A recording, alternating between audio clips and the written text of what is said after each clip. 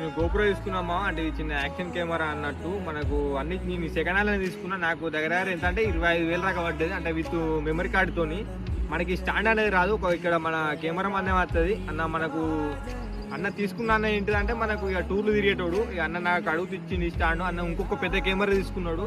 ఇప్పుడు మనం తీసుకున్నదేమో ఇది ఐక్యూ మావా ఇది. అంటే దీనికి తేడా ఏంటిదంటే మనకి ఫోన్తో తీస్తే ఏంటంటే షేక్ అవుతుంది వీడియో. దీంతో తీస్తే మనకు షేక్ అనేది కాదు వీడియోలు.